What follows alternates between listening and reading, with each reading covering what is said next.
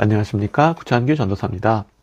오늘 함께 나눌 말씀은 사무엘상 29장 1절부터 4절 말씀입니다. 블레셋 사람들은 그들의 모든 군대를 아벡에 모았고 이스라엘 사람들은 이스르엘에 있는 셈 곁에 진쳤더라.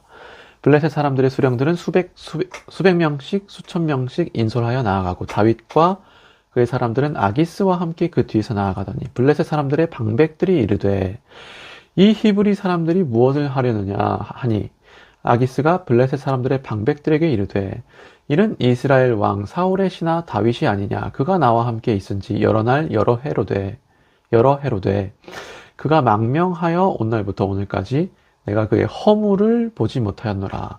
블레셋 사람의 방백들이 그에게 노한지라. 블레셋 방백들이 그에게 이르되 이 사람을 돌려보내어 왕이 그에게 정하신 그 처소로 가게 하소서. 그는 우리와 함께 싸움에 내려가지 못하리니 그가 전장에서 우리의 대적이 될까 하나이다. 그가 무엇으로 그 주와 다시 화합하리이까? 이 사람들의 머리로 하지 아니하겠나이까? 아멘. 사무엘상 27장을 보면 다윗은 자기 마음대로 이 블레셋 땅으로 이주했습니다. 다윗은 이 하나님을 경외하여 이 사울을 살려주기는 했지만은 동시에 그를 살려줘 놓고 그를 두려워했어요.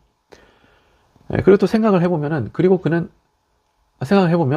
아주 오랜 기간 도망을 치면서 이 몸도 마음도 많이 지쳤을 겁니다. 그러니까 다윗의 도망 기간은 대략 10년 정도라고 해요. 총. 그러니까 여하간 다윗은 이런 두려운 마음 때문에선지 이 자기 마음대로 블레셋 땅으로 도망을 쳤어요. 사실 하나님은 다윗이 아무리 도망자 신세여도 그가 유다 땅에 있기를 바라셨어요. 사무엘상 22장을 보면 다윗은 블레셋 땅으로 갔었는데 여기서 하나님은 다윗에게 이 모압 땅에 있지 말고 유다 땅으로 돌아가라 하고 이 말씀을 하셨어요. 그러나 또 말씀드리지만 다윗은 이 자기 마음대로 이 블레셋 땅에 간 거예요. 그리고 다윗은 여기서 아주 더러운 행동을 합니다. 다윗은 블레셋의 아기스 왕자 밑으로 들어가는데 이 사무엘상 27장 8절 이하를 보면 다윗은 이 블레셋 주변 지방 주민들을 이 학살을 합니다. 그들을 남녀 구분 없이 다 죽여버려요. 그리고 다윗은 아기스에게 돌아와서 이 거짓말을 하죠. 나는 유다 네겝과 여라무엘 사람의 네겝과 겐 사람의 네겝을 죽였다 하고 이 거짓말을 합니다. 그러니까 아기스에게 잘 보이고 자신이 거기서 편하게 살기 위해 이 거짓말을 한 거예요. 그리고 또 중요한 거, 그리고 그 거짓말을 들키지 않기 위해 이 다윗은 블레셋 주변 지방 주민들을 다 죽여버린 거죠. 학살한 거죠.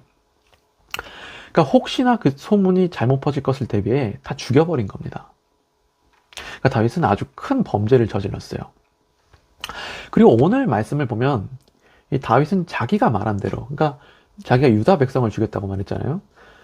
그러니까 다윗은 자기가 말한 대로 유다 백성들과 이 전쟁을 치를 상황에 놓입니다. 그러니까 아기스가 다윗에게 이 전쟁을 준비시킵니다. 다윗은 한번 거짓말을 하다가 인생이 꼬일 위기에 처한 거죠. 그러니까 물론 오늘 말씀의 다윗을 보면은 자신은 언제든지 전쟁을 할 준비가 되어 있는 것처럼 말을 해요. 그러나 앞뒤 문맥을 봤을 때 다윗의 이 말은 이 허세 내지는 처세술로 볼 수 있습니다. 그러니까 오늘 말씀 3절을 잘 보면은 다윗은 아기스를 완전히 구워 삶아놨다는 걸 좀 알 수가 있어요. 그러니까 아기스가 보기에 다윗은 이 흠없는 사람이에요. 허물 없는 사람입니다.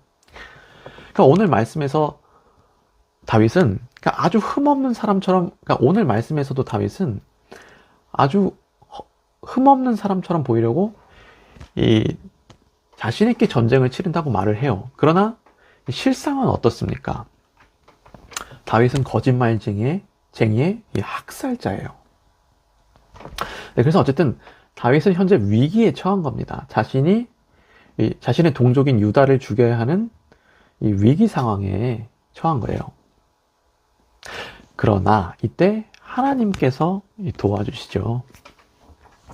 하나님은 블레셋의 장관들을 사용하셔서 다윗이 전쟁에 참여하지 못하게 도와주십니다. 네.